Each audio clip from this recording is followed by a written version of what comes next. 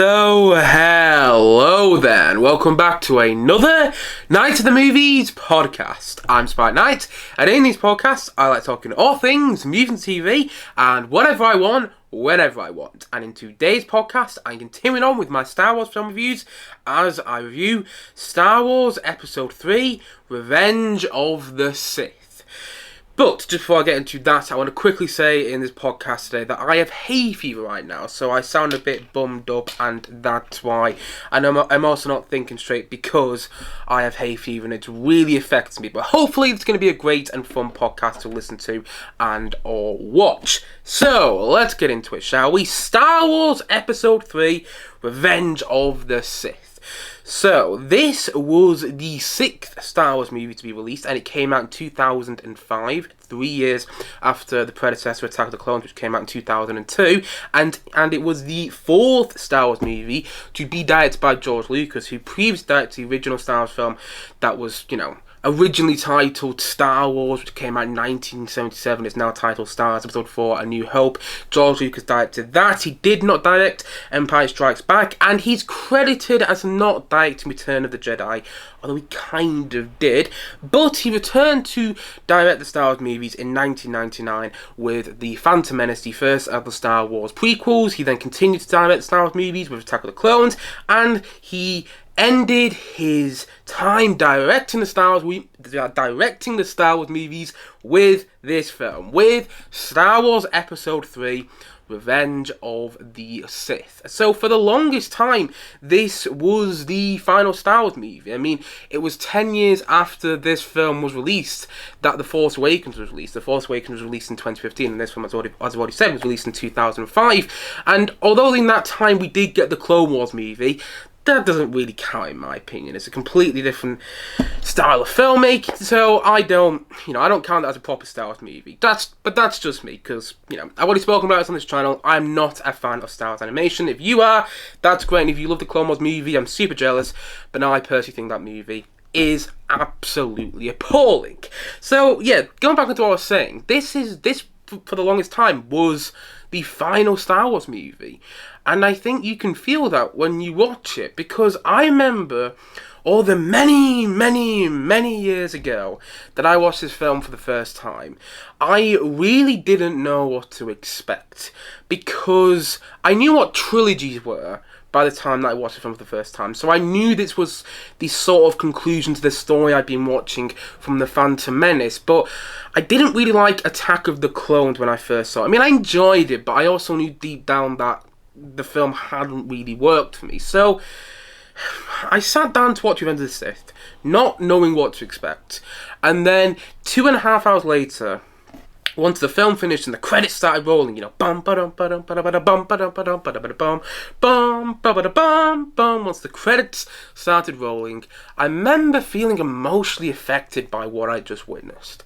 I remember feeling really sad and upset by what happened. Anakin, this young kid full of life in The Phantom Menace, had turned to the dark side by the time we got to this film. And the characters I felt so invested in, like Yoda and Obi-Wan, their lives had been completely turned upside down, and Padme was dead, and I was like, wow, this film, it was just, oh my god, it was hitting me in all the right ways emotionally. And at that point in my life, I hadn't seen the original Star Wars trilogy. I watched these films for the first time in chronological order, so I didn't know I didn't know anything about A New Hope. I didn't know anything about Luke Skywalker, Princess Leia, or Han Solo. So when you get to the end of the film and Anakin and Padme's babies are born and they're separated and are taken away from their mother and father, well, the mother dies, so they're just taken away from their father as far away as possible. I was like, where does the story go now? And there was this sense of hope at the end of the film, but I was like, God, where does this saga go after the event of this movie? Because everything just went to shit in that film. Everything just went to shit in Revenge of the Sith. So where does the story go? And I absolutely adored this film the first time I saw it. And over the years, since I've rewatched the film countless times, and I mean countless times, I've lost track of how many times I've rewatched it, so yes, countless times, my liking of this film has both increased and decreased. Sometimes I rewatch this movie and I think it's one of the best Star Wars movies. I think it's up there with Empire Strikes Back and Return of the Jedi. Then sometimes I rewatch the film and I think there is so much that could be done better. There's a lot to like about it, but there's also a lot that really could have been more effective. And after I rewatched the film for the first time in about 3 years, a couple of days ago now, I kind of felt the latter more. I do think this is a solid film. Unlike the two predecessors to this movie, unlike The Phantom Menace and Attack of the Clones, I genuinely think Revenge of the Sith is a good movie. And I think the biggest reason it's a good movie is because it makes you feel things. Unlike the last two films. The last two films felt like they were more concerned with pushing the boundaries in terms of visual effects and filmmaking at that point, and where CGI was in cinema. That's what those films felt like they were more concerned about. Whilst this film felt like, it felt like George Lucas actually had a story to tell. And I think you can feel that whilst watching the film. And I think that's what makes it a genuinely good film. I'm not saying it's a brilliant movie, because I don't think this is a brilliant movie. But I think it's a good film because it makes you feel things, and I think it's easily the most rewatchable of the Star Wars prequels, which makes it easily the best of the Star Wars prequels. And again, it's going back onto that whole thing that I said before. It makes you feel things, this movie. This movie is actually entertaining to watch, unlike the last two films, in my opinion. I mean, I like The Phantom Menace, but I only really like it because of the nostalgia I hold for that movie.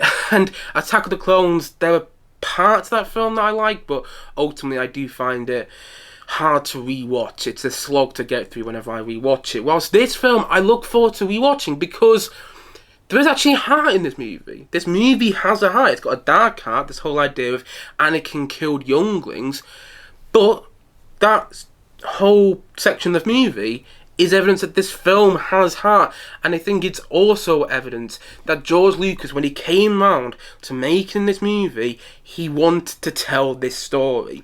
He wanted to finish up his Star Wars story, and he wanted to finish it with a bang. And you feel that when you're watching the film. It feels like everybody behind the camera and everybody on screen wanted to conclude the Star Wars saga in the best way possible. And I'm not sure if they did, but it feels like they wanted to. It feels like everybody was trying to make this film good.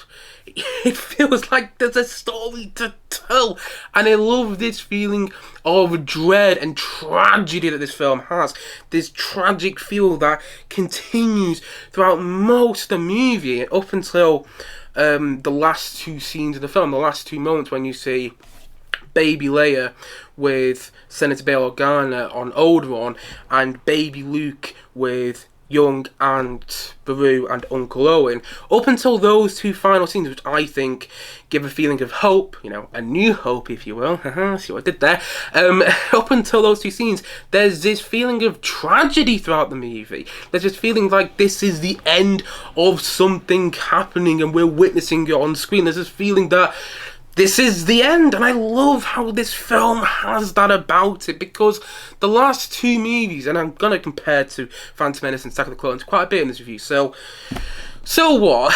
That's why I'm doing it right now, and also because it's all part of one trilogy, and this is easily the best of the prequel trilogy in my opinion. So yes, there's going to be a lot of comparing to the last two movies. The last two movies aren't really about anything, and you don't really feel anything whilst you're watching them. You should feel something whilst you're watching Attack of the Clones, but you don't. I should feel so invested into Anakin and Padme's romance, but there's no love in that romance. Plus, in this movie, I feel invested in all the characters, I feel invested in the story, I feel invested where everything's going, and I think it's down to quite a few big reasons. And one of the other big reasons I haven't mentioned already why I think this film works so well is because it tells the story that the prequels should have told from the get-go, that the Phantom Menace should have started off with, and that is the fruition of the Empire, the rise of the Empire. The Phantom Menace should have told the story about the birth of the Empire. Attack of the Clones should have continued that. It does a little bit at the very end of that movie when you see Palpatine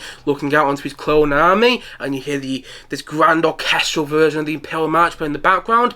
But this film really focuses on that. The love story with Anakin and Padme is put in the background. It's still in this movie. There's still a couple of scenes which focus on it, but the main focus is on Palpatine putting his plan into action and of the rise of the Empire. And because this film is actually about the rise of the Empire, or it's not, well, it's more about it than the last two movies. I won't say it's completely about it, but because it focuses on it more, it makes it more entertaining to watch, because it starts to connect all the dots and you see the birth of Darth Vader, which could have been done a lot better, and I'll get onto that later on in this review. But again, it's just these things which you wanted from the prequels from the get-go, which I wanted from the prequels from the get-go, and which you get from this movie. It feels like George Lucas listened to his criticisms from The Phantom Menace and from Attack of the Clones and tried to make a good movie, and I think he succeeded. For the most part, I do have some big problems with this film, and I don't think it's one of the best Star Wars movies because of my big problems, which I'll get onto later on in this review. But I feel it's easily the best of the prequels, and one of the more rewatchable Star Wars movies, for a good couple of reasons. I mean, obviously the reasons I've already mentioned, but also because I think this is one of the most quotable Star Wars movies. And the quotable elements of this film aren't always the best. I mean, some of the quotable lines are not great lines of dialogue, but the lines of dialogue that every time you hear them, you can't help but smile. For instance, in the opening scene of the film, when Anakin says, "This is where the fun begins," every time I hear that line of dialogue, I just think, oh, Revenge of the Sith. And it makes me smile, and it's not a great line of dialogue, but again, it makes me smile. And when Hayden Christensen said that on stage with this huge crowd at Star Wars Celebration in 2022, I saw a video of him doing this online. The whole crowd just erupts into this rapturous cheer, and everyone's like, yes, because everyone loves that line of dialogue. And there's many lines of dialogue like that in the movie, which aren't great, but make you feel happy and make you smile. Like, when I was rewatching the movie the other night, I heard the line of dialogue always on the move when Anakin jumps out of the elevator they're in on General Grievous' ship, and Obi-Wan goes, always on the move, and it made me laugh, and I don't think it was meant to make me laugh, but again, it added to my enjoyment to the movie. All the lines of dialogue which are great in the film. Another happy landing after Anakin, Obi-Wan and Palpatine have crash landed on Coruscant. Obi-Wan goes, another happy landing. So many other great lines of dialogue, such as "my little green friend" that Palpatine says just before his duel with Yoda. Kid R.D. Mindu's line, "what about the droid attack on the Wookiees?" which is, I don't quite understand why so many people are obsessed with that line, but at the same time, because I've heard so many people requote that line so many times over the past couple of years, when the line was said in this movie, I was like, yep, again, it added to my enjoyment. Also, "you're with him," that Anakin says when he sees Padme has brought Obi-Wan with her in a ship when she comes to Mustafar, and "I hate you." And when Anakin says, no, not Anakin, sorry, got it the way around, when Obi-Wan says, "I have the high ground, don't try it."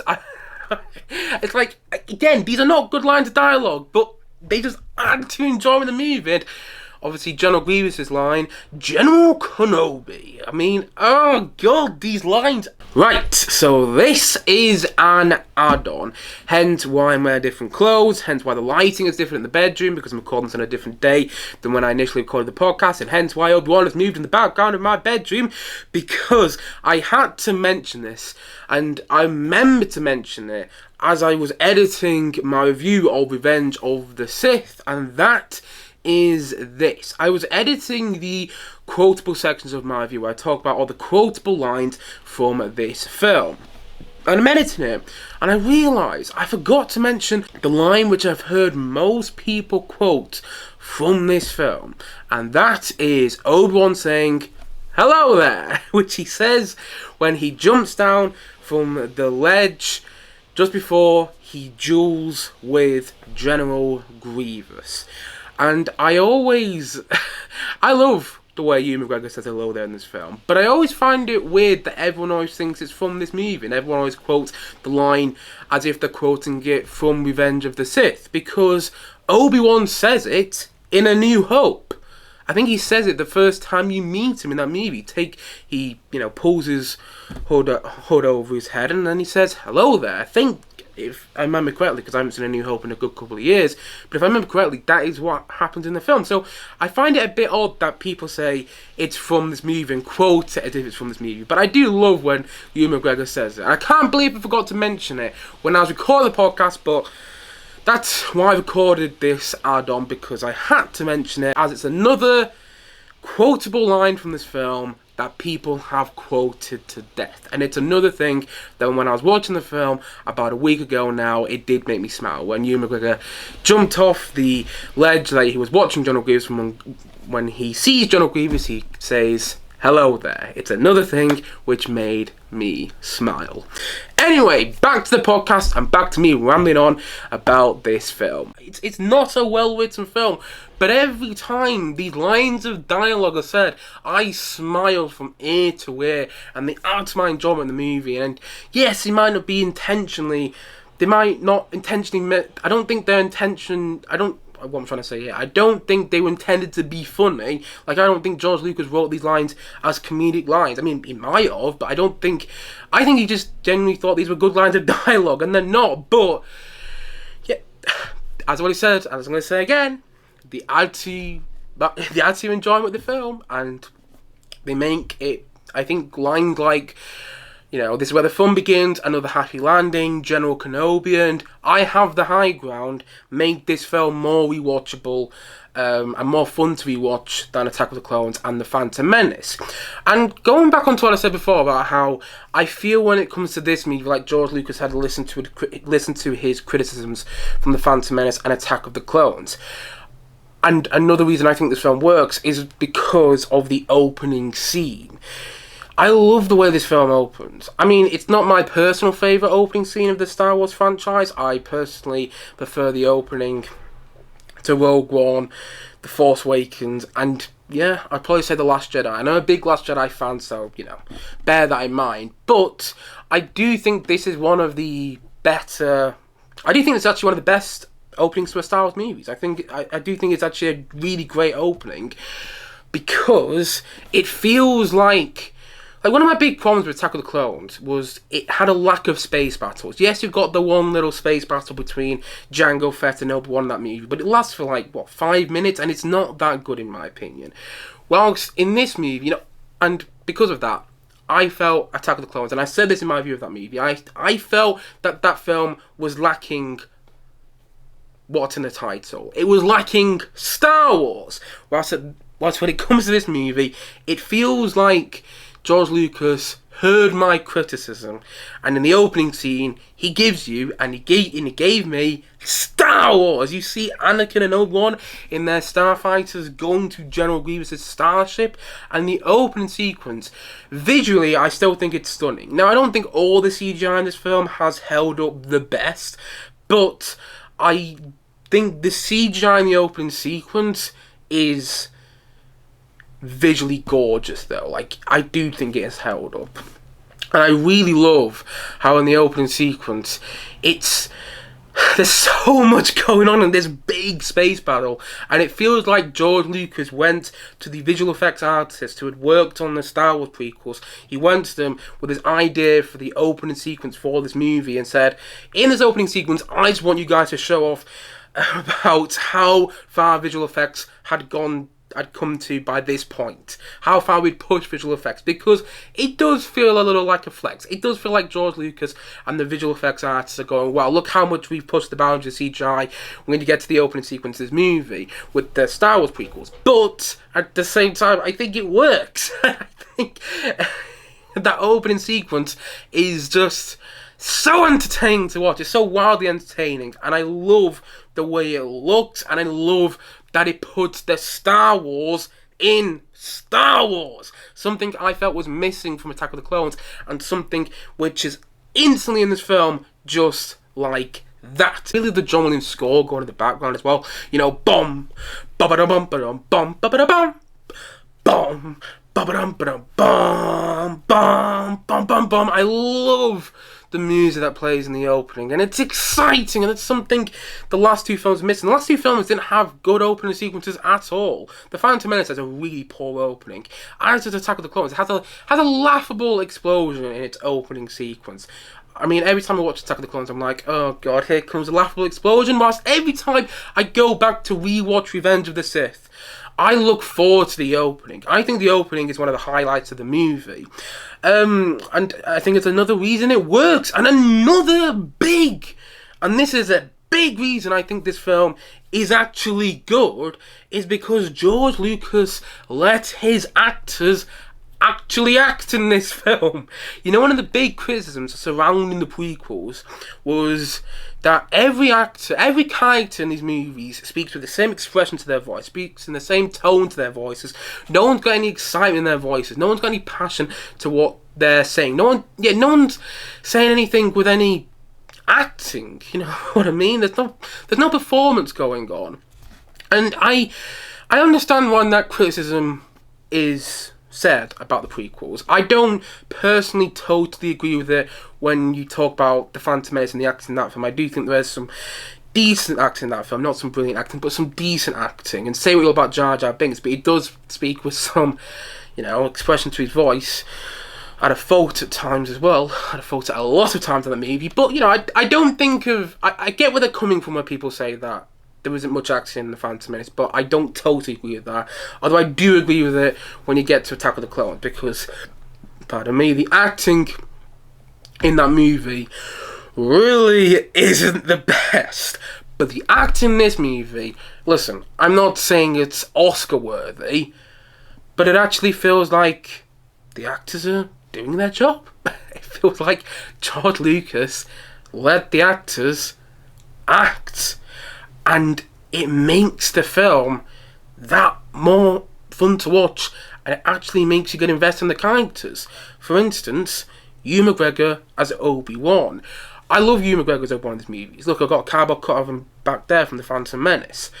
And I think the biggest reason I love Ewan McGregor as Obi-Wan is because of his performance in this film. I really love how he feels like he's made the role of Obi-Wan his own by the time he came onto this movie, and it feels like he's actually having fun playing the character now. Unlike the last two films, this film, it feels like, yeah, I've done 2 Star Wars movies, and I'm doing a third, and I made up on my own, and you're either going to like it or you're not, but this is the way I'm playing him, and I'm going to have fun doing so, because it's the last Star Wars movie I'm going to make. I mean, I reckon that's what his thought process was at the time, because obviously he didn't know an Obi-Wan series was going to happen however many years down the line it was, but at the same time, you feel like when you're watching Ewan McGregor in this film, it feels like he's having fun playing the character. And Ewan McGregor as Obi-Wan in this movie made me love Ewan McGregor as Obi-Wan Kenobi. I think if it wasn't for Revenge of the Sith, I wouldn't like him playing that character so much. I wouldn't have the cardboard cutout back there.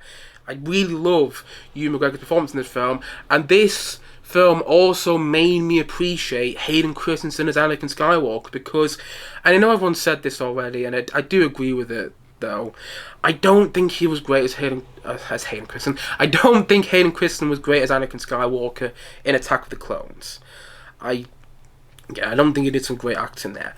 But I love him in this film, because it feels like he's more used to playing this character. He feels like he's made his own, and he feels like he's enjoying playing the character, and I believe him when he's turning evil. And I think the bond that Hayden Christensen and Ewan McGregor formed behind the scenes from Attack of the Clones to Revenge of the Sith comes off the screen when you're watching those two characters interact in the best way possible. My computer's trying to speak to me, by the way, so I'm just going to mute that. Because I remember when the Obi-Wan Kenobi series was coming out, and they were doing press for the series, Ewan McGregor and Hayden Christensen were doing press for the series together, and they were talking about, Ewan McGregor was talking about how one of the things he was most excited for when it came to the Obi-Wan series was getting to reunite with Hayden Christensen. And I think that's because they became really good friends when they did the Star Wars prequels. I mean, I'm pretty sure both actors have even said that. And you feel that when you're watching the film, and it makes their relationship that much more interesting and engaging to watch, and you get more invested in their relationship.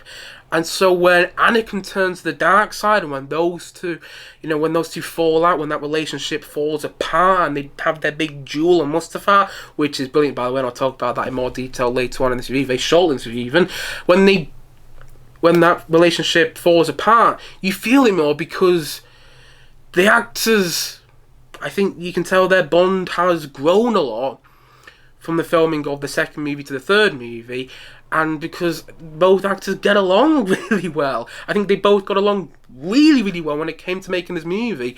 And I love Ewan McGregor as Obi-Wan in this movie, and I love Hayden Christensen as Anakin Skywalker in this film. I love the way they play their characters in this movie, and I love how you feel their bond off screen, on screen in this film, and it makes that relationship between Anakin and Obi-Wan Kenobi that much more compelling and entertaining to watch as the film goes on. Plus, Natalie Portman feels like she's getting to act in this film. I think Natalie Portman is a great actress. She's an Academy Award winning actress. I can't remember what she won an Academy Award for, but I think it was Black Swan actually. Anyway, she's won an Academy Award before, and it feels here like George Lucas let her act.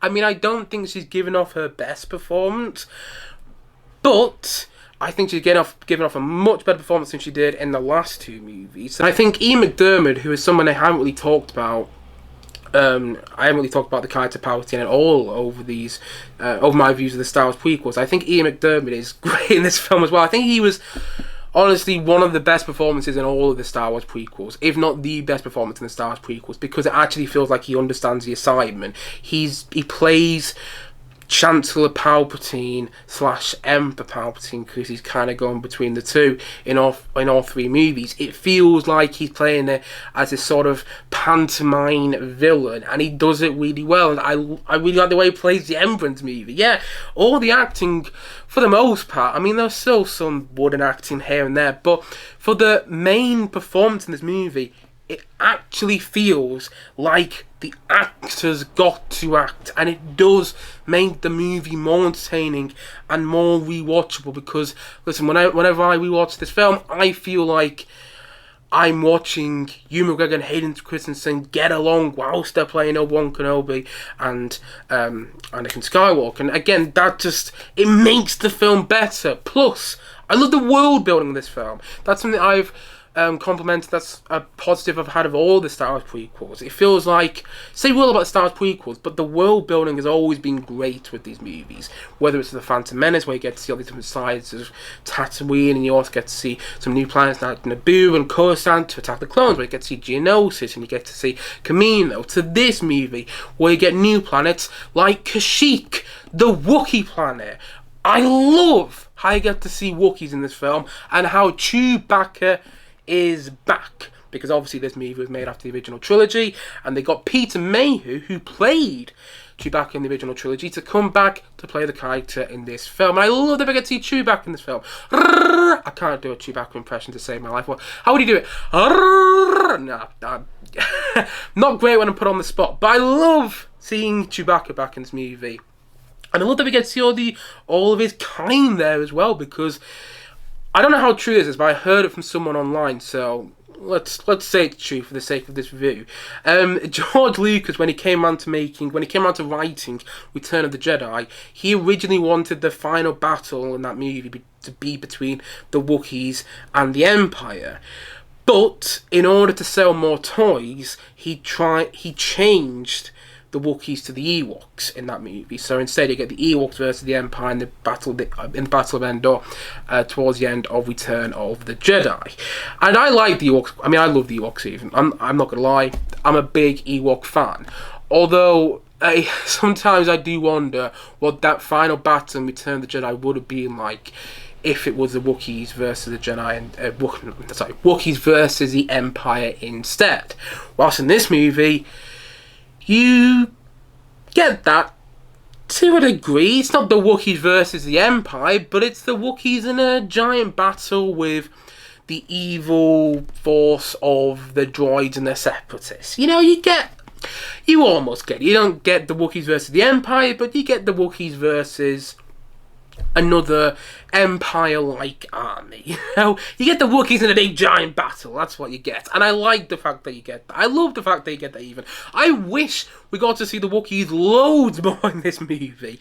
I wish that was a battle that was focused on the most. And instead, it feels like we keep cutting away from that battle. We only get and I might be being generous here, we only get 5 minutes of the Battle of Kasshyyk in this movie, the Wookiee battle, and I would have loved to got half an hour of it to see Chewie actually do some stuff, because I like that we get to see Chewie back in this movie. I love that we get to see Chewie back in this film. It adds more of a conclusive feel to this movie as part of the Star Wars franchise, because as I've already said, for the longest time it was the final Star Wars movie. But he only really stands on the ledge behind Yoda. We don't get to see him fight any droids, and we don't get to see him in the battle at all. He's just standing there, and I would have liked him to do more in this movie. I'm not saying I would have liked to see him do loads more and be a huge part of the story. I think he fits well into the story, but at the same time, I felt they could have been. I felt they could have done more with Chewie in this movie. But I liked seeing him back. I like that we get to see more of his kind there. Like we said, we get to see him with Chief Tarful as well. Who, for the longest time, by the way, I thought Chief Tarful was Chewie's brother. If he is, then where have I heard that? I think I heard it off one of my brothers, actually, so I don't know how true it is. But if that is true, that's an awesome little addition to this movie that I wish was included in the film. I actually wish they said that, but I don't think it's true. Still, I love that we get to see, like I said before, loads more Wookiees. We get to see Yoda with the Wookiees as well. Yeah. I love Kashyyyk and the Wookiee battle in this film, and I wish we got to see more of it. But going back onto our saying, we get the world building, we get to see the Wookiee planet, we get to see Kashyyyk, and we also get to see Utapau, which is the planet where Obi-Wan faced off against General Grievous when he goes to track him down. I don't love the Utapau planet, I'm going to be completely honest. But again, it's world building, and I always like when the Star Wars movies or Star Wars TV shows now expand on the Star Wars universe and actually make the Star Wars universe feel like a universe, you know? I feel like a galaxy even, because it's a Star Wars galaxy. So yeah, I like the addition of Utapau. I just wish Utapau is a better designed planet. I don't think there's much to it. But there's another planet, of course. How could I almost forget about the addition of this planet in this movie? Mustafar. I love Mustafar, and I love it as the setting for the duel between Obi-Wan and Anakin towards the end of the movie, in the finale of Revenge of the Sith. In the finale of this film, because that duel is so entertaining to watch. Now, it's not my favourite duel in the Star Wars franchise. Personally, I prefer a duel when there's more emotional weight behind it and when you don't necessarily know what the outcome's going to be. Like when there's a character that you know who dies in the duel. For instance, I'm not going to say which is my favourite duel in the Star Wars franchise. I'll wait till I talk about that in more detail when I review the movie. But one of my favourite duels in the Star Wars franchise is in Return of the Jedi, when you get the duel between Luke Skywalker, Darth Vader, and Emperor Palpatine, and at the end of that duel, Darth Vader kills Emperor Palpatine. It's one of the best moments in the entire Star Wars franchise. Heck, kind of one of the best moments in cinema history. So yeah, I love that duel more because a character actually dies, and there's more emotional weight to that duel. The way that duel plays out in Return of the Jedi, spectacular, and I prefer the duel in Empire Strikes Back to the duel in this movie as well, the duel between Luke and Vader in Empire Strikes Back, because I like that there's this back and forth between those two characters. They're saying things to one another, and I love the way that duel looks as well, with the lighting and everything. However, I do think this is a great duel though, and I do think it is one of the I do think it's up there with one of the best duels in the Star Wars franchise because of how well it's choreographed, because of visually how it looks as well. Like, I really like the duel I love the duel even between Darth Maul, Qui-Gon and Obi-Wan at the end of The Phantom Menace, but visually it isn't as stunning as the duel between Anakin and Obi-Wan in this movie. And I can't even... Is there a duel in Attack of the Clones? Yes, okay. The duel between Count Dooku, Yoda and Obi-Wan and Anakin at the end of Attack of the Clones is not great in my opinion whatsoever, but this duel, visually it's stunning. I love, as I already said, the setting of Mustafar in the duel with all this lava going on around it. I love how the duel is cutting between... I love how the duel between Anakin and Obi-Wan is cutting between the duel between Palpatine and Yoda, which is also a wildly entertaining duel to watch, watching the two most powerful Jedi users, Force users, that's a better phrase there, watching the two most powerful Force users go at one another. And yes, you know that neither of the characters die because they're both in the original trilogy, but I still think it's a really great duel, and I love that they even go into the Senate with the duel and they start throwing these weird little Senate pods at one another, Palpatine and Yoda do. And I love also how the Duel of the Fates theme comes back into the musical score when you see these duels taking place. I love how it brings the duels in the prequel trilogy full circle, because you hear the Duel of the Fates for the first time in the duel between Darth Maul, Obi-Wan and Qui-Gon in The Phantom Menace. Then you hear it again a little bit in Attack of the Clones when Anakin is going to save his mother from dying, and you hear it again here, and it makes the prequel trilogy come full circle in the music, and I'll talk about the music in a lot more detail very shortly, don't you worry about that.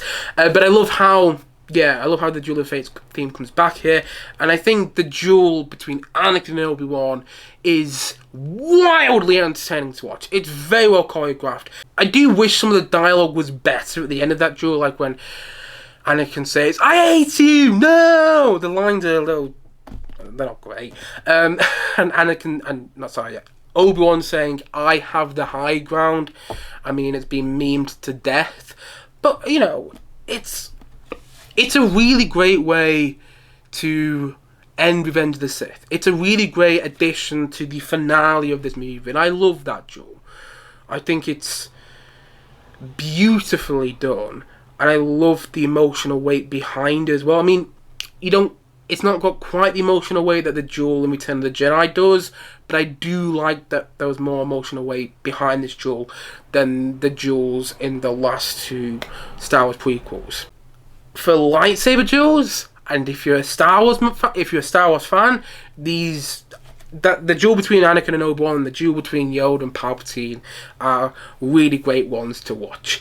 And I think another reason that they are great duels to watch is because of the John Williams musical score going in the background. You know, bum bum bum bum bum bum bum bum bum bum bum bum bum bum bum bum bum. I love the John Williams music that plays in the background of the duel between Anakin and Obi-Wan. It's heart pounding, it's exciting, and at the same time the music also has this feel of dread about it. The theme, I think on the score, is called Anakin versus Obi-Wan. That piece of music on the score to this movie is perfection for that duel. And this score, the score to Revenge of the Sith, is in my opinion the best Star Wars prequel score, because John Williams does such a magnificent job conveying this feel of tragedy, this feeling of dread in his score, in almost the entirety of the whole score. And this feeling of Star Wars is still there as well. The musical score to this movie is one of those scores I can listen to, and I do listen to this score on a daily basis. That's no joke that I listen to it on a daily basis. You can listen to it outside of the movie and you feel like you're watching the film again.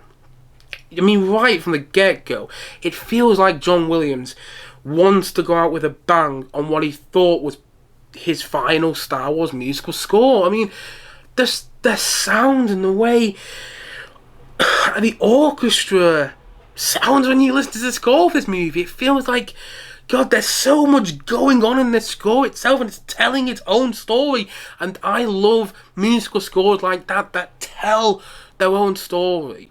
I don't like when a musical score just relies on the film to tell the story. I think a film should tell its story. I think the musical score should make the story that much more engaging, because the score is also telling that same story and making it more effective to watch. And I think that's something John Williams always did and always has done with his Star Wars musical scores, and I think that's really the case with Revenge of the Sith. Just the score, it captures this film and it captures the feeling of this movie perfectly. I love the theme that plays during the duel between Anakin and Obi-Wan. I also love General Grievous' theme, because there's nothing I've heard like it. I once played General Grievous' theme to someone, and they said they found the theme to be disappointing. They didn't really like it. I was like, what's disappointing about it? Technically, it's a superb piece of music. But if you're not, if you're not somebody who plays a musical instrument, then you might not understand that. But it's nothing like I've ever heard any other composers do, and it's nothing like I've heard John Williams do in all of his musical career in cinema. And that piece of music just captures the character of General Grievous so well. A misused character in my opinion. I'll talk about that in more detail later on in this review, but I love the General Grievous theme. I also love the music that plays when you see Anakin turn to the dark side and Order 66 is executed. Execute Order 66. It will be done, my lord. One of my favourite parts of this movie. And I really love them. And I think it is one of my favourite parts of this movie because of the music that plays in the background. I think on the score it's called Anakin's Betrayal, the track that plays when Order 66 happens. And it's such an affecting piece of music.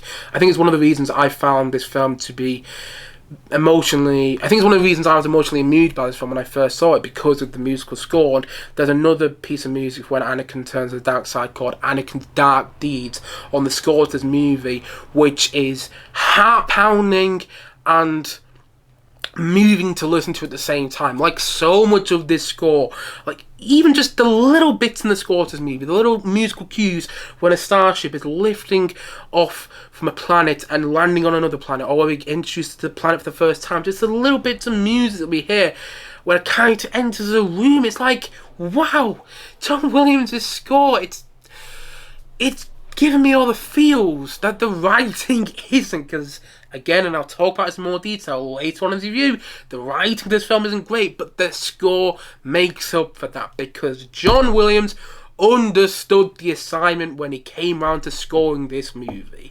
My biggest criticism, though, with the score for this film is I wish that it included a little more new themes, because the score of this film still reuses some themes from The Phantom Menace. For instance, the droid theme for when you first see the droids activated in the Gungan and droid battle for Naboo at the end of The Phantom Menace, in the finale of that movie, is used again here quite a few times. It's used when you see the Battle of Kasshyyk begin. It's also used when you see Anakin turned evil with his cloak over his head, all hooded up, marching into the Jedi Temple with the Phase 3 clone trooper army marching behind him. It's used there, and I'm like, if you just use the Imperial March in that moment when you see Anakin marching to the Jedi Temple with all the clones behind him, that would be so much more effective. So much more effective. And I don't fault John Williams at all. I think this is the choice of George Lucas. I don't know why, but I think that's George Lucas saying, I really love the droid theme that you composed for The Phantom Menace, so let's reuse it again for the last time here. But I'm like, why? If you use the Imperial March instead, that could have been a really haunting moment and far more devastating to watch, But instead, you use the droid theme for the moment when you're really starting to see the rise of the Empire and how dark they're being. They're marching into the Jedi Temple to kill all the Jedis, and it's like, but we're going to use the droid theme and not the Imperial March, the theme which is synonymous with the Empire, with Darth Vader, when we're actually seeing Anakin be Darth Vader for the first time. I just think it's the wrong piece of music to use at that moment. there are a couple more instances like that in the movie where it's like they're reusing themes from the Phantom Menace. I don't mind that they reuse Duel of Fate. I think that works. In the duel between Anakin and Obi-Wan and Yoda and Palpatine. But I would have preferred there to be a little more new music. But it could have been because John Williams was really busy when he composed the musical score to this movie. Because I think they recorded the musical score to this film in 2004, and in the same year John Williams was doing the music to the third Harry Potter movie, Harry Potter and the Prison of Azkaban. He was also doing the music to Steven Spielberg's The Terminal, and then the following year, the year that this film released in 2005, John Williams was also doing the music to Memoirs of a Geisha and Steven Spielberg's War of the Worlds and Steven Spielberg's Munich. To sum it up, he was doing a lot of music in 2004 and 2005 when he was also composing the score to this movie. And I think the score is magnificent, but I think maybe he, ran out of time composing the music to this film because he was doing the music to so many other movies at the same time. However, I wish there were a couple more new themes in there, but I still think the music to this movie is some of Williams' best work. Not just in the Star Wars franchise, but in his career as a whole. Like, it's really something special because it gives you the feels. It tells a story. It's beautifully haunting, and it captures the feeling of Star Wars. It captures the feeling of Star Wars, excitement, passion, energy, and everything like that, which we want from Star Wars. And also, it captures a feeling of tragedy and dread, which you get when you watch Revenge of the Sith, which I get when I watch Revenge of the Sith. Plus, one last thing I really love about the musical score is the end credits to this movie, because John Williams thought this was the end of his Star Wars journey. He, in the end credits of this film, sort of did a best of the Star Wars music, when you hear some great piece of music from Revenge of the Sith, from the score to this movie in the end credits, which you usually get with the end credits theme of any Star Wars movie.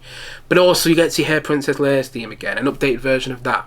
And you get to hear the throne room theme again, bom, ba-da-dum, ba-da-dum, bom, bom, bom, ba-da-da-bom, the music that plays on the throne room scene at the end of A New Hope. You get to hear new updated versions of those pieces of music. I really love the end credits theme to this movie. I've listened to it so many times because it's like John Williams saying goodbye to Star Wars. Of course he wasn't, but he didn't know that The Force Awakens was going to be made 10 years later. He didn't know Disney was going to buy Star Wars 8 years later even, So anyway, yeah.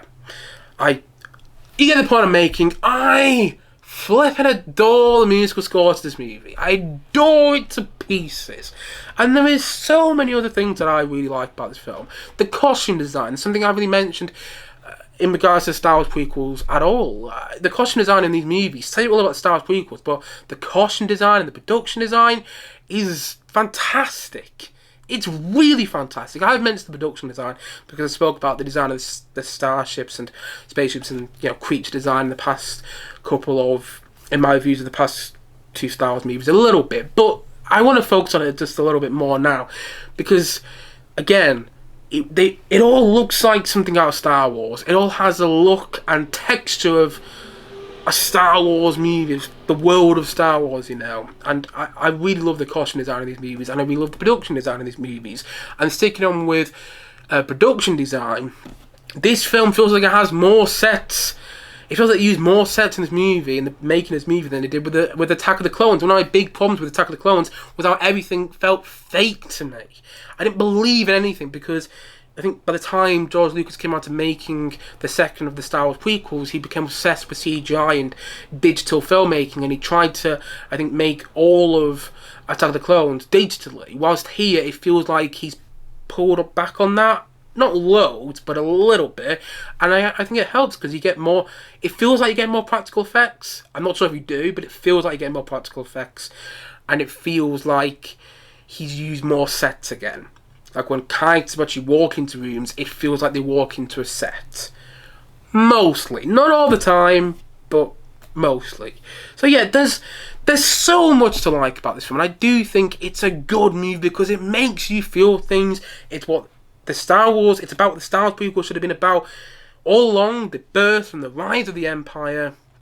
And you know what? It's wildly entertaining as well. It's got some quotable lines of dialogue which make it more enjoyable. And John Williams does a great job at encapsulating the feel of this film and making it all that more emotionally moving than the writing does. Because I do have some criticisms with this film. And that is one of the big criticisms. The writing still isn't great. It really isn't great. I don't think George Lucas was a great writer. And I love George Lucas. Look behind me. I don't know where my life would be without Star Wars. Without what he created. And my computer's gone off, so anyway, back on now. Anyway, go back into what I was saying. I love George Lucas. I love him so much. And I love what he created. I love the Star Wars universe. But I don't think he was the best writer when it came to writing the Star Wars prequel trilogy. And again, there's moments where the writing is so poor in this movie, and it could have been more emotionally affecting. I think, as I already mentioned, the reason the film is emotionally affecting is because of the acting, because it feels like the actors, get to act, and because of the musical score. I don't think the writing's that great. Particularly in there's a scene between Anakin and Padme on this balcony. They're talking about how much they're in love with each other, and Anakin's like, well, it's just because I'm so in love with you. And then Padme says, no, it's just because I'm so in love with you. It's one of the most cringe-worthy moments in all the Star Wars movies. And every time I watch it, I want to put my head in my hand and just curl up into a ball until that scene's ended. Because it's not good writing. That's not how people speak to each other. It doesn't feel real. And I like how he put the romance between Anakin and Padme on the back burner in this movie. It's not focused on as much. But it's still there. And I still don't believe in it at all. It does feel, in the moments of this movie between Anakin and Padme, like George Lucas is still trying to convince us, and himself, that these two characters are in love, and we should believe they're in love, because I don't believe they're in love still. Yeah, I don't really don't believe in the Anakin and Padme romance when I watch this movie still. And going back onto the writing, I feel that George Lucas really got the villains wrong when he came round to making the Star Wars prequels. Because General Grievous is such a wasted villain. He's one of the coolest looking Star Wars characters. Like Darth Maul, he was also a wasted villain in my opinion. I mean, yes, he got a double-bladed lightsaber and had a cool duel, but other than that, Darth Maul was killed off in the first movie. And I think they realised how much they misused him, because they brought him back in the Star Wars animated stuff and in Solo. Didn't work, but I think they understand how. I think the people behind the Star Wars franchise realised how much they messed up with killing off Darth Maul, and I think the same about General Grievous, because he's a cool looking character. He's got 4 lightsabers, and you're like, wow, this would be such a cool villain. I bet he'd kill loads of clones, and I bet he'd have loads of great duels with Jedis. And we only see him have one duel though in the film, and it's with Obi-Wan. And it's not a bad duel.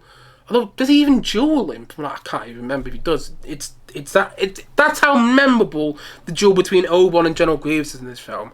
Because General Grievous just dies because he gets shot. It's like, that's how underwhelming his death is. He's such an underwhelming villain, and I can already hear people shouting at their screens wherever you're listening or watching this podcast, go, no, he's not a wasted villain, because in the Clone Wars he's made into a far more interesting villain.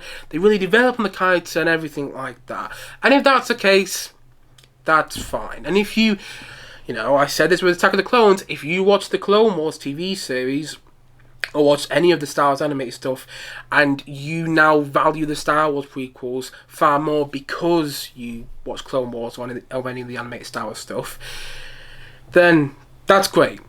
I'm super jealous of you, and I'm not taking that away from you whatsoever. But personally, I think that's bad choice. I think that's bad storytelling and bad filmmaking to rely on another thing that's not a movie, that's not even a live action film, to rely on an animated TV show, to rely on 7 seasons of an animated TV show to make up for your bad writing. That is not good storytelling. It's not good filmmaking. A film should stand on its own 2 feet, and characters should stand on their own 2 feet, and you should learn about the character in the movie, you should invest in the character in the film, care about the character, and not rely on... And films... he had the point of making.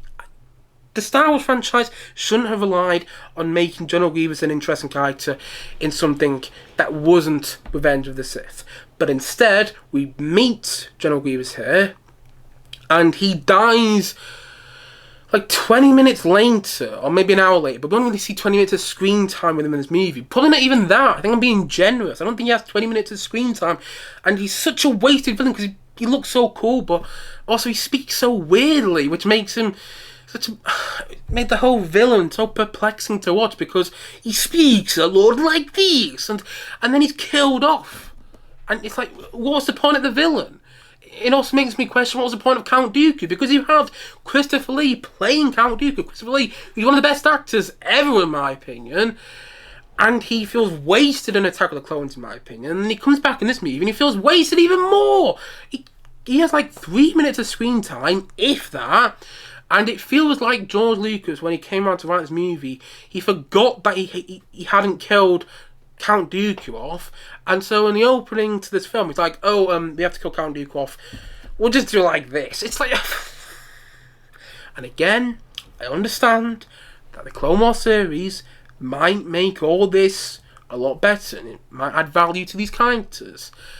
But I don't want to have to watch 7 seasons of an animated TV show in order to value a film more, or to value a trilogy more. You know, these films just stand on their own 2 feet, and these characters should be interesting when I first meet them. You know what I'm saying? But I don't feel that they were, and I don't feel they got Count Dooku right or General Grievous right. Really, the Star Wars prequel trilogy should have done what the original trilogy did, and that was focus on one villain throughout all 3 films. George Lucas should have chose one villain, Darth Maul, Count Dooku, or General Grievous. Personally, I would have chosen Darth Maul and focused on him throughout all 3 films. And then when everything goes wrong with that one villain, then you can have Anakin come in as Darth Vader. But instead, they keep throwing villains at us in these movies. It's like, why? What's the point of General Grievous? What's the point of Count Dooku? What's the point of Darth Maul? I understand the point of them, but you don't feel the point of them. Yeah. I feel they're all wasted villains. And that's a big, big problem I have with this movie. And also, I have a big problem with Obi-Wan and Yoda's plan. Their grand plan to separate baby Luke Skywalker and baby Princess Leia. Their plan to, send Princess Leia off to an adopted family, and she's going to be looked after by Senator Bail Organa and his wife. That's fine. But it's why they send off baby Luke. They send off baby Luke to Anakin's home planet. They send off Luke to his father's home planet. They make him keep his same second name, and they give him to Anakin's extended family. They give him to Anakin's half-brother. I think Uncle Owen is Anakin's half-brother, and it's like, what? That's not a good plan. It's not a good plan whatsoever, because then all Darth Vader has to do is go back to his home planet, go back to his extended family, which presumably he would do. He'd go to his extended family to try and get Padme back, to try and see if he can get anything back of his own personal life, because that's why he wanted to become Darth Vader, to stop those close to him from dying. So presumably that's what he would do. Go into his family, that'd be one of the first things he did. But instead, it's like, no, he can't do that, because George Lucas has brought himself into a corner here. It's like, weirdly, it's like, okay, Anakin turns to the dark side, but he's got a kid. But the kid is keeping his father's second name. His father is now the leader of the Empire, the most scared and feared villain in the galaxy, and you're leaving his son with his same second name that his father had, and everybody knew about Anakin, and it's like, it doesn't make sense, and you're giving it to Anakin's extended family. No, it's not a good plan. And it's because these were Star Wars prequels. It's because George Lucas, I don't think, really did a great job with writing these movies, because he ignored a lot of stuff about the original trilogy. Anakin, we shouldn't have met Anakin on Tatooine. Anakin should have grown up on a different planet. If he grew up on a different planet, then it would have made sense. The ending to this film, and the ending, giving baby Luke Skywalker to young Uncle Owen and Aunt Beru, that would have made sense. if it was on a different planet. But because it's on Tatooine, it's like, no, the plan doesn't work. Because there's so many plot holes with that plan. Like, you get the point I'm making. It's not a plan that works.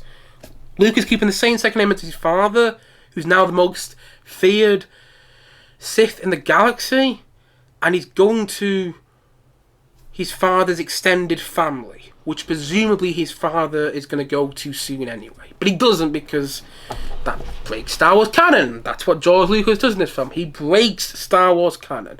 So yes, I don't love that in the film because it doesn't make sense. And onto the topic of CGI, I've complained about CGI a lot in regards to the Star Wars prequels, in particular Attack of the Clones, because I think the CGI in that film is dated horribly.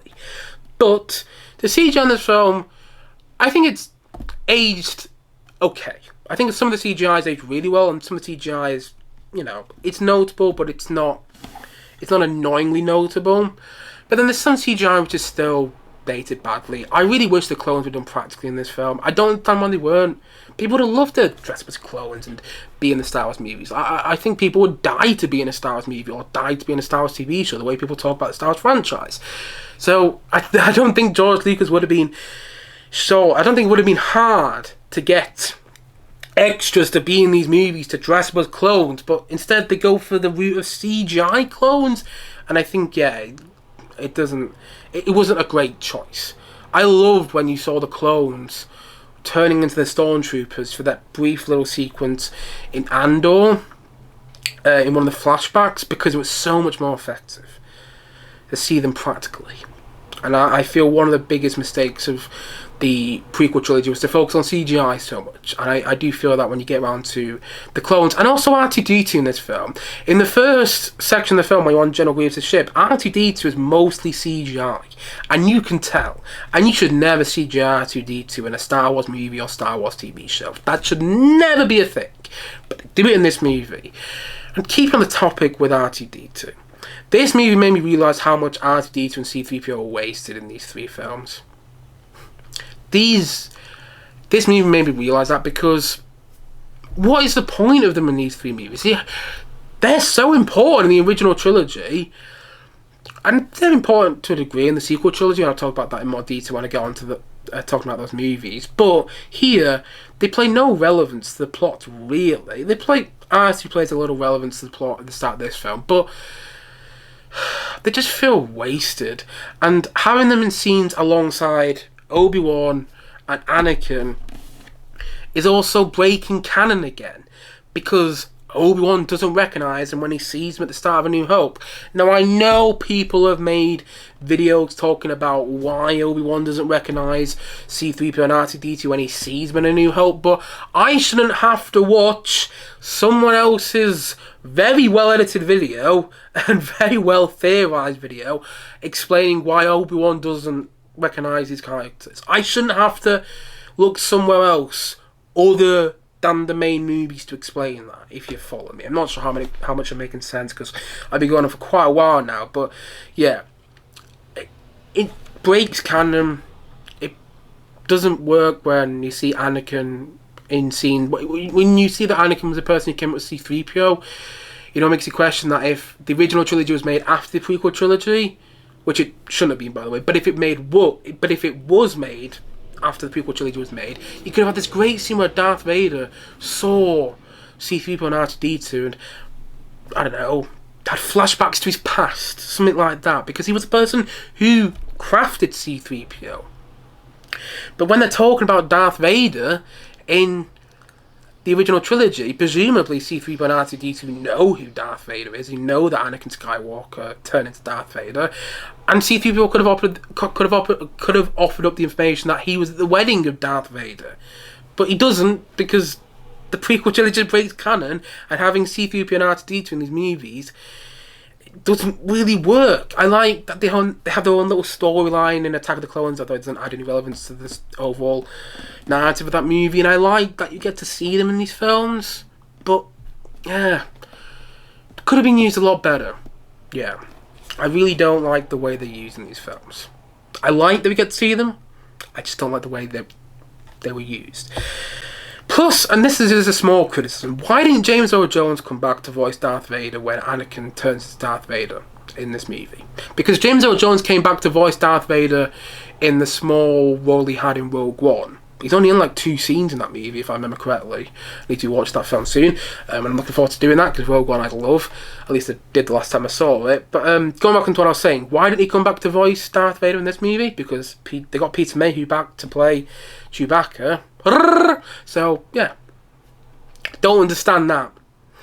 I feel it was a bit of a waste. And actually, continuing on with Darth Vader for a sec, it was the birth of Darth Vader. When you see Anakin when you see the costume put on Anakin for the first time, you see Anakin fully become Darth Vader, it should be so much more effective than it actually is.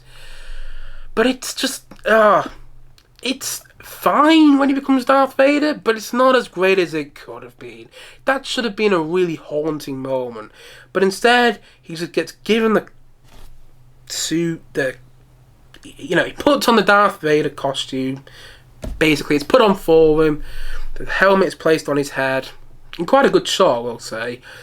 But then he goes, no! And he uses the Force to kill all the droids that help him put the suit on. It's like, there are things about this movie which could have been done so much better. And that's why I don't think it's one of the top 3 best Star Wars movies, because I don't think the writing was the best.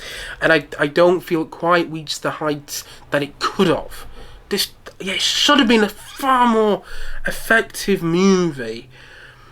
But there are certain decisions, certain creative decisions, like the creative decisions that went into the scene where we first see Darth Vader, which just don't really work and make the film not quite as good as it should be. But that all being said, and I do have many other problems with this movie. For instance, just quickly going to talk about this problem, the scene where you see the Jedi's going to arrest Palpatine. It's like 2 of the Jedi die straight away. Kit Fisto does nothing against Palpatine, and Mace Windu facing off against Palpatine is laughable. There's scenes like that in this movie which you're questioning, what? That's so badly done. But that all being said, this film, it had a story to tell. And another reason I really like it is because it feels like the most mature of the Star Wars prequels. Like George Lucas has always said that Star Wars movies were made for kids.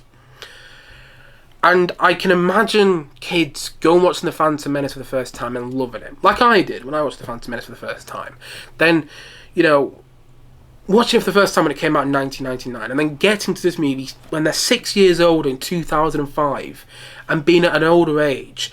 And I think what this movie does well is it aims itself for that demographic of kids who grew up watching The Phantom Menace at a young age and then slightly more mature. And I think George Lucas made a slightly more mature movie than Phantom Menace and Attack of the Clones, and it's all the better for it because this movie, I think, really works for kids at a certain age, as it really worked for me at a certain age when I watched this, and I was moved by it all because the previous couple of weeks when I watched The Phantom Menace and Attack of the Clones, I became attached to these characters, and I became attached to them more in the first half of Revenge of the Sith. So when things went wrong for these characters, again, it was just all more effective. So I think this film does a really great job at being the most mature of the Star Wars prequels.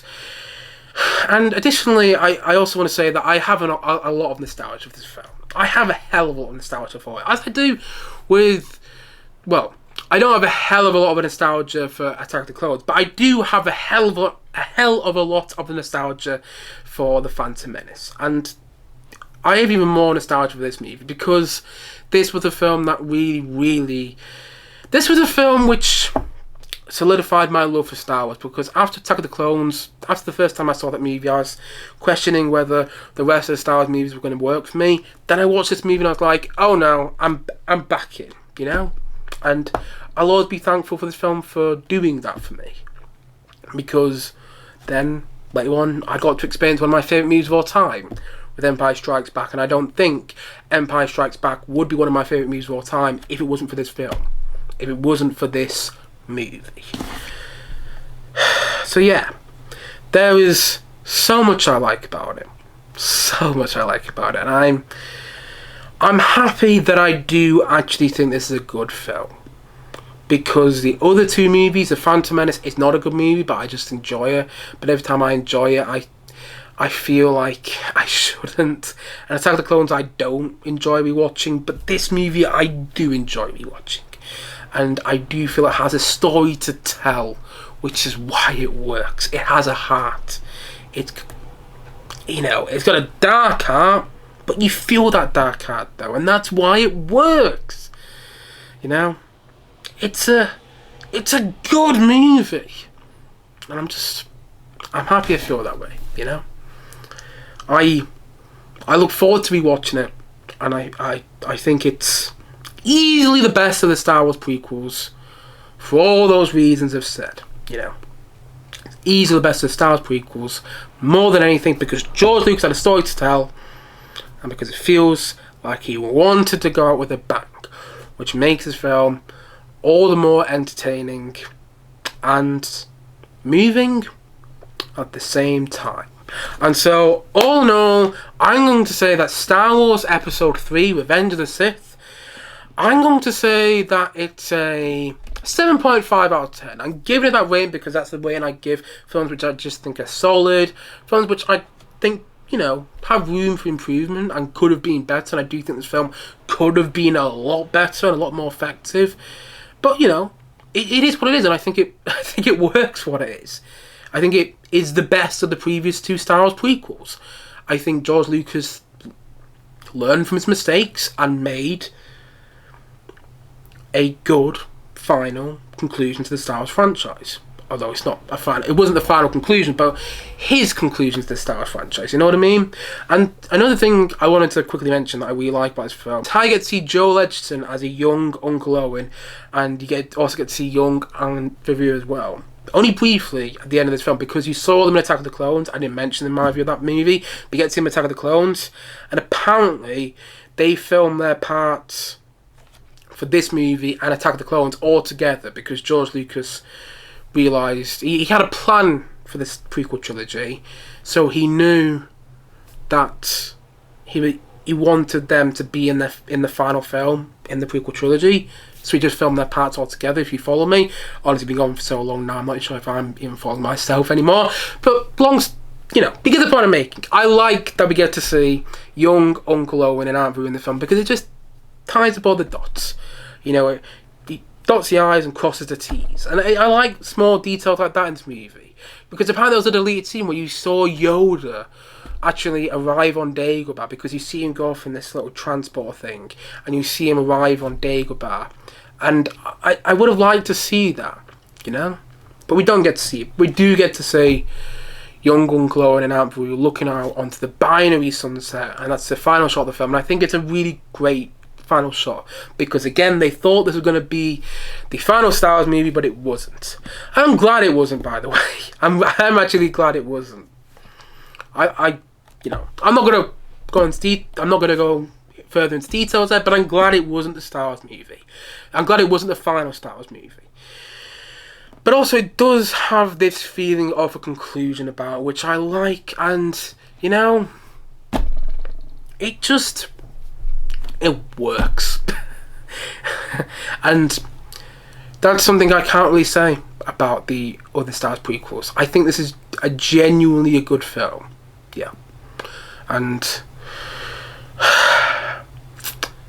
easily the best of the Star Wars prequels because of the John Williams musical score, because it feels like it uses more set and more practical effects, because the actors actually get to act, because of the world building, because we get to see more of the different species. We get to see Wookiees in this film, because of the Anakin and Obi-Wan duel. If you're a Star Wars fan, that duel is just magnificent.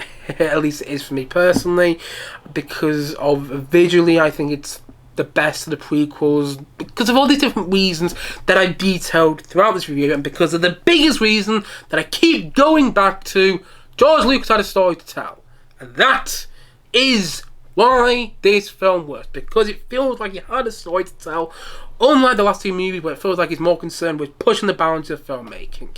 This movie is like, I'm going to tell my story, I'm going to conclude and tie up all the loose ends of the Star Wars franchise, and in doing so, creating, in my opinion, a solid film. And that's pretty much how I feel about Star Wars Episode 3 Revenge of the Sith as a whole. And so, as I've already said, and as I'm going to say once more in this podcast today, Star Wars Episode 3 Revenge of the Sith is a 7.5 out of 10 from me.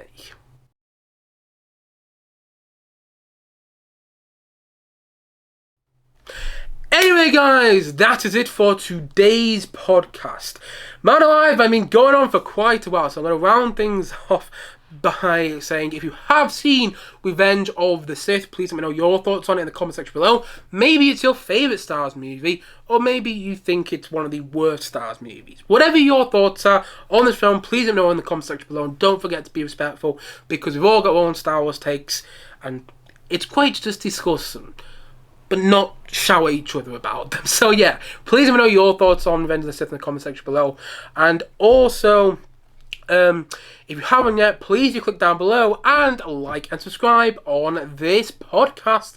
And look forward to many more podcasts and more Star Wars reviews coming in the near future. Don't know when the next Star Wars review is going to be, because I've got a lot of things on my plate right now. So I don't know when the next Star Wars review is going to come out, but whenever it does come out, you know, look forward to my review of A New Hope coming in the future on this channel. But until then, guys, thank you, as what he said, thank you so much for watching or listening to this podcast. And yeah, we got there in the end. So yeah, I'll see you guys again soon. But bye for now. Bye.